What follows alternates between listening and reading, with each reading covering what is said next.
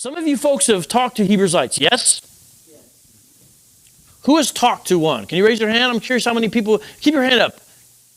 I'm the only one on camera, so no one's going to see you. Does it look like more than half the room? What do you think? Almost half, maybe 40%? If you had to do a quick. Not quite half, but we're getting there, right? Well, give it some time, and more of you will. Some of you probably have and don't realize it, because sometimes it can be slick. It's growing. How many of you talked to a member from the Church of Scientology? 1, 2, a few, right? Who has talked or witnessed, when I say talked, I mean maybe some kind of gospel conversation, even a minute, to a Mormon? Almost everybody with that one. Jehovah's Witness. Almost with the Hebrew Israelites, a little bit more. Last one we'll do, Roman Catholic. Okay.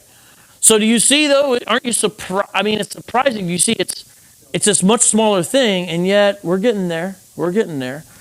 So give it time.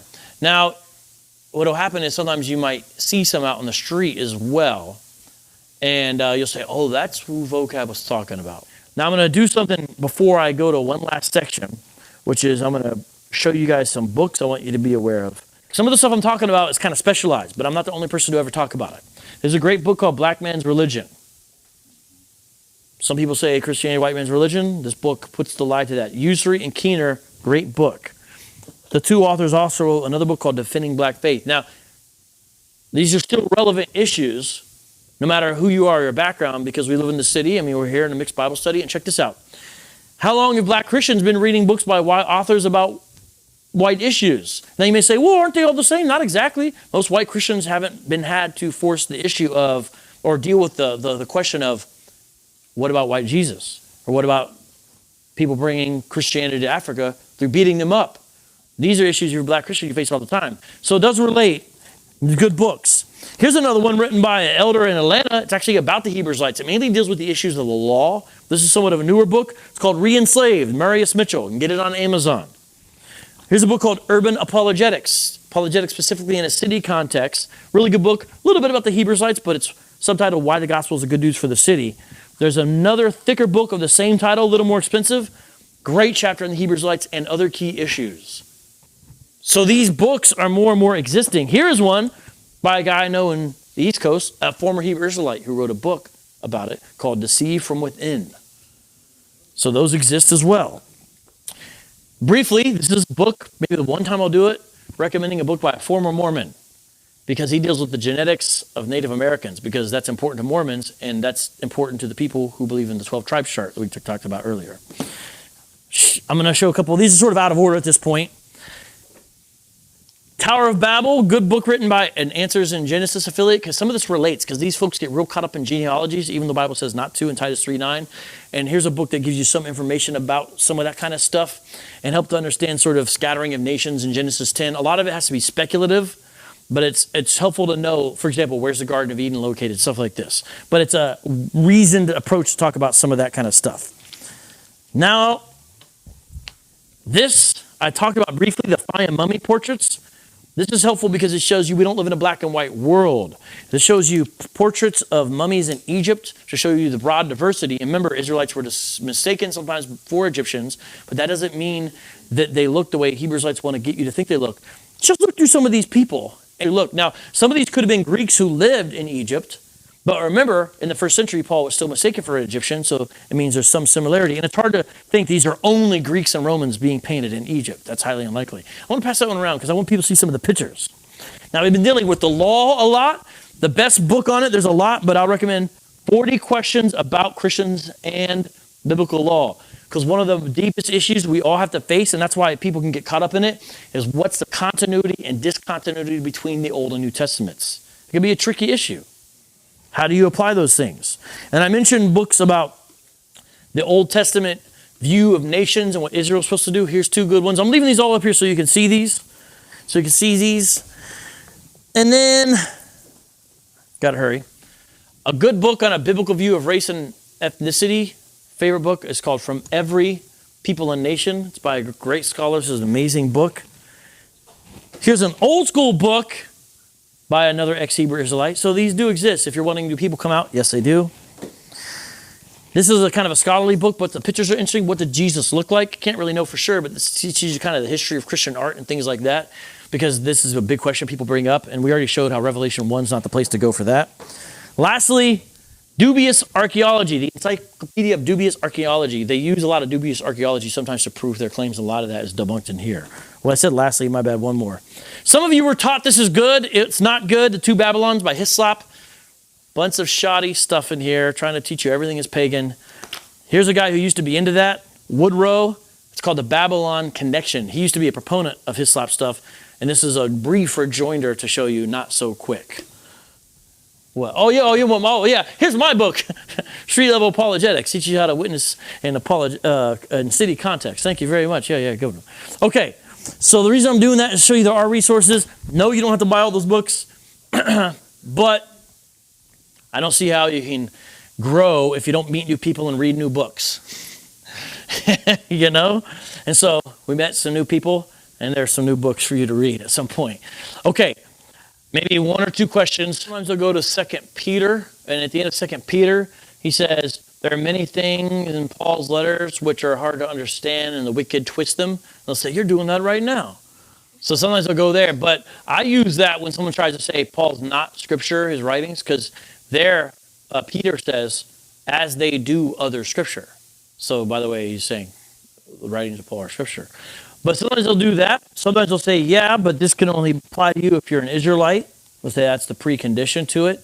Or they'll say that doesn't mean the law is done away with. In fact, if you look in the same book, Romans chapter 3, verse 33, what does it say? Because Paul had already written this. The Bible doesn't contradict itself, does it? And here's what that says. So they sometimes will run to another place. When they do that, I call it Hebrew hopscotch. But I say Romans 3:33, I meant 3:31, sorry. Do we then overthrow the law by this faith? By no means. On contrary, we uphold the law. So we uphold the law. So Paul upheld the law. Do you uphold the law? No, you're a Christian. You go to church on Sunday. So I'm going to bring you back to Romans. Notice how she didn't answer the question. No, I'm just kidding. What it's saying is that that Jesus ultimately kept the law, and through our faith in him, that's really the way that we're upholding law. It's by fulfilling the promises there. It's not, Paul's not saying we keep the law perfectly. That's not what or that we still follow all the rules and regulations. If he did, he never would have said circumcision availeth nothing. But no, what are you saying about Romans 9? Okay, so go to verse 21 through 25. Hath not the potter, which if you read before that, you know that it's talking about God, power over the clay of the same lump to make one vessel? Yeah, he makes the Israelites for glory and the Gentiles for destruction. Thank you very much. But, sir, in due respect, I'm not done yet. What if God, willing to show his wrath and to make his power known? What they do there is they go into the background of Hosea, and they try to show you that in Hosea it's only talking about Israel. So Paul can't be meaning now it's actual Jew and actual Gentile. Because they'll say because of the context of Hosea. That's what they try to do. But they have somewhat of a point. Those who are not my people, I'll call my people. In the context, Yahweh is talking about I've disowned Israel, but you're still my people. So they try to. But what Paul is saying is just like with Israel, that's how it is with the Gentiles. Basically, he's applying that to Gentiles because of the context there. Most Hebrew Israelites will say he's Messiah. There are some Old Testament only Hebrew Israelites who will look, they're a lot more like essentially practice Black Judaism, basically. But most of the ones on the street or something like that will say, yeah, he's the Messiah. He's the Lord. Well, Lord, it's hard to find a Hebrew Israelite who accepts his full deity. They would kind of see Lord as just honorific, almost like a Jehovah's Witness, most of them. But they would still see him sort of as the head Jew in charge type of thing, you know?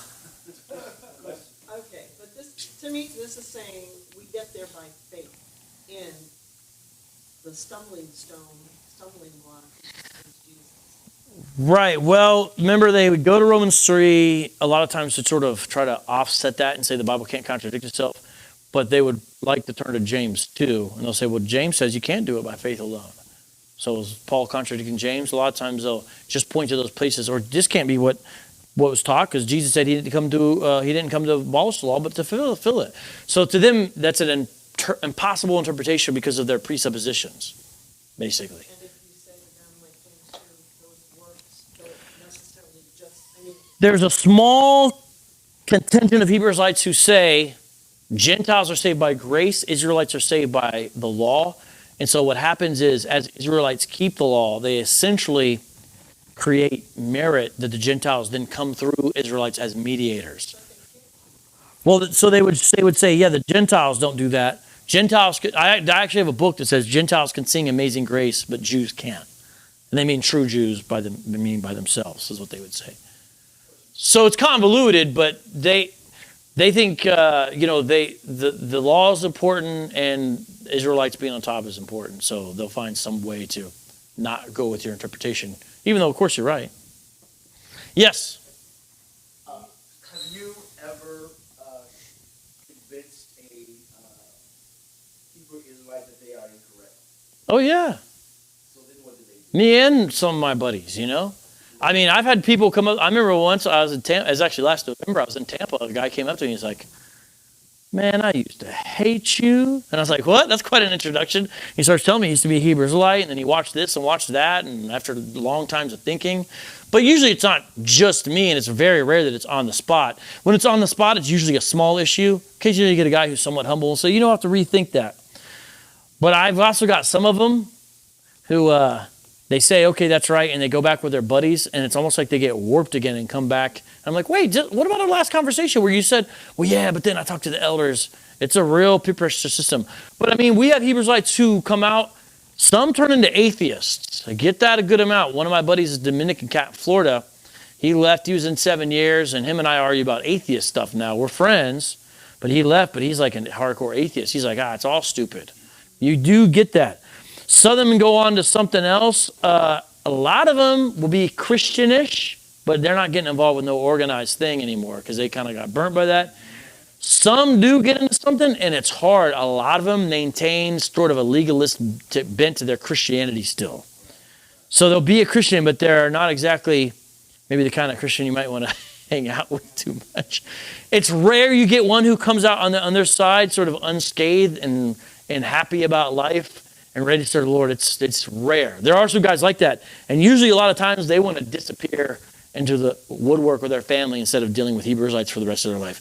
Usually you don't hear about them too much if they're healthy a lot of times. So it's tough. But it happens. One question real quick. Would you believe that they would need to be delivered from this idea just like you'd be delivered from another sin? I think so. It's almost like a mental spiritual virus. That's what I'm saying. Like a guy will come out and they will still be so legalistic and harsh sometimes.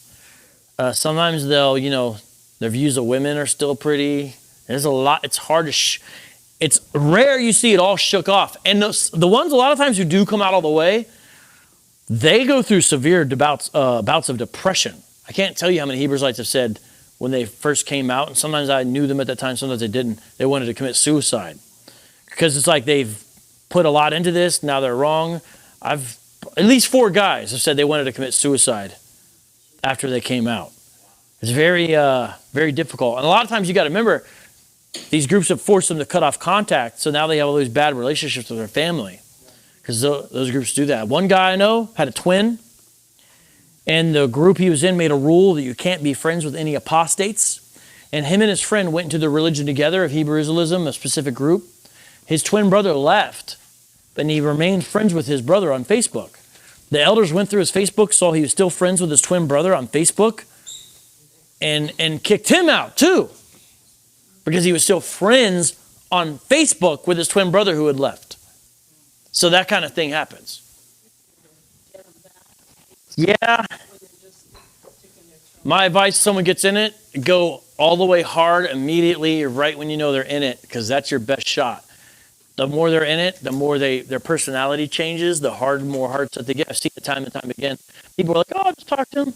I always tell people, the second you know, you need to basically dedicate your life to missions with this person, in my view, because that's your best, almost always that's your best shot, is right there in the beginning.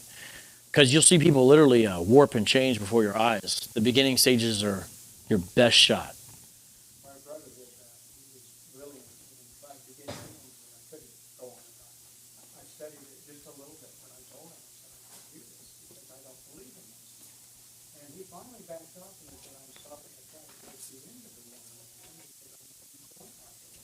And we do understand each other, but I'll tell you, for a while, it was a battle. Yeah. We were having it out to a point. I mean, it wasn't fist fight or anything like that. I told him, no. Yeah, I can't tell you how many people contact me and talk about their families are ruined. It's a real thing. You know, my husband wants a second wife, all that kind of thing. Where does it stand on love? So I think everybody. We love our people. Okay, whoa.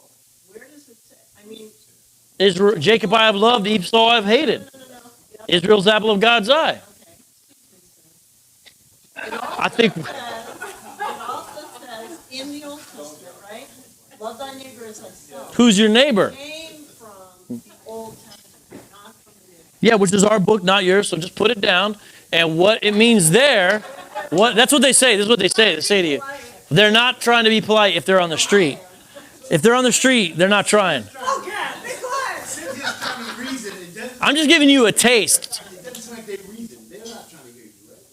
They don't think you have anything to teach them. They think, wait, so you're trying to drag me back into white Jesus, Pastor Pork Chop, and pagan holidays. No thanks. Like what? And a bunch of people who don't know the Bible. To them, that's their mentality, you know. So I think our MO is to know this word Yes. so well because they can't twist, turn, and put their smokescreen, and we bring them back to the word. Yes. Yeah, but they try to basically limit, the ones who will feel like that will limit it to basically that only means your Israelite neighbor. But the other ones, remember, the ones who think it can be everybody, they'll say, yeah, we love others who are our people, but first we're going to take care of our people first, you know. Yes, sir. Why are they denying the evidence of something that has proved to be real over and over again? What are you saying they're denying that's been proved? Why are they denying that God exists when he's proved over and over again that he existed? People are finding evidence of people that are around. You are right about that, but Hebrew Israelites are not atheists as far as their profession. They would say they believe in the God of the Old Testament. They would say the Christians are the ones who believe in a pagan God. They're wrong, of course, but they would say we're the ones who believe in the real God. So they're not atheists, you know what I mean? They would say God exists. They would say he's the God of Israel. And some would say the God of Israel only. Some would say the God of Israel first. So they would hold he exists, but I would say he's not, this character is not the God of the Bible. You know, he's sort of like their big brother coming to beat up the bully. Yeah. You said 2 weeks ago that the 12 tribes, Uh-huh. they put races to it. Yeah, so it'll be like this. Tell the 12 tribes. What's your nationality, sister? What's your father's ethnicity? So you carry Yes, yes. So right here on our chart, it says Issachar, so-called Mexicans, you're the tribe of Issachar. Genesis 49, read. And then it'll say they went into a land that was rest, and they were like a donkey, had burdens on their back, and all that. And they'll say that's the land of Mexico, where they take siestas and were people who had to do labor. So that's how they do it. But what are you saying? I just wanted to know which tribes, like you want to. I don't have them all memorized, but you can, if you look up 12 tribes of Israel, you can find it. Issachar is supposed to be Mexicans. Then you've got Puerto Ricans are Ephraim. Dominicans are Simeon. Black Americans are Judah. Jamaicans are Benjamites. Manasseh, Cubans. Haitians are Levites. So they're supposed to be the priests. And the rest are basically all in South America. You know, like Zebulon and Gad are the Native Americans. Reuben are the Seminole Indians. Is that why black people have to dance because they're Judah?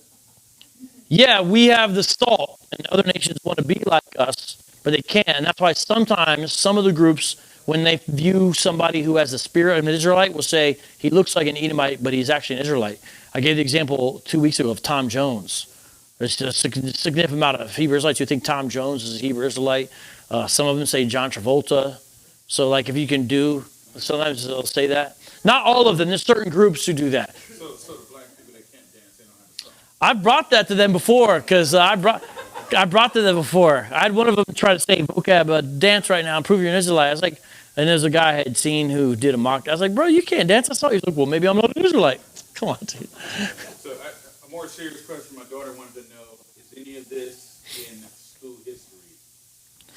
Well, if you mean, is it true that should be taught, the very small parts. For example, were there Jews who went into places in Africa instead of communities?